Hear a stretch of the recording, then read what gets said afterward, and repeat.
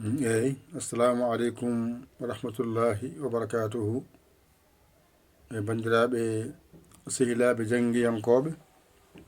en garti kadi e windande men wattore nogas e tati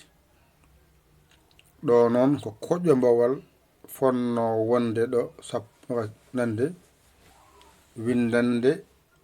nogas e tati nde ko koƴƴo mbowal fonno wonde ɗo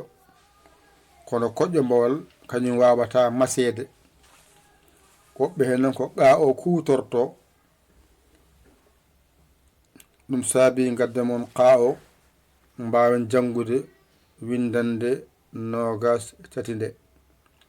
mbaɗen dani yenne o jiiɗo ko qa qa ɗo ko qi qi ɗo ko qe qe ɗo ko qo qo ɗo ko qu qu timmi garana ɗo aq aq ɗo mbiya iq iq ɗo mbiya ek ek ɗo mbiya ok ok ɗo mbiya uk uk ɗo mbiya qaq qaq ɗo mbiya qik qiq ɗo mbiya qeq qeq ɗo mbiya qok qok ɗo mbiya quk quk timmi wadde en kaaɗiɗo nde ɗo windande ko windande qa ko ni windirte ɓe hen mbi qa o ko qur'ana walla arab ko wiide qabri en qul a'uzu en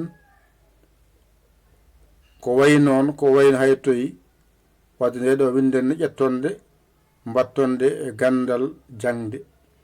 mbattonde e gandal jangde ɓe hen mbi kono arabiyankore koƴƴo mbawgal fonde wonde ɗo en janggani koƴƴo mbawal masatako wadde gadden ngal ɗo Allah powoɗo beele mbawen dañde windande nogas tati heddono en nayyi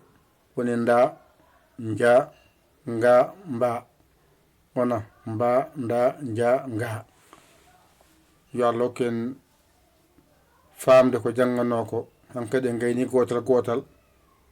jeeɗen kadi ɗiɗɗiɗi woni mba ko ɗiɗi mbatta ko ma e ba nda mbatta ko na e nda ja mbatta ko na e ja faami nga mbatta ko na e nga te kadi en paami ndeke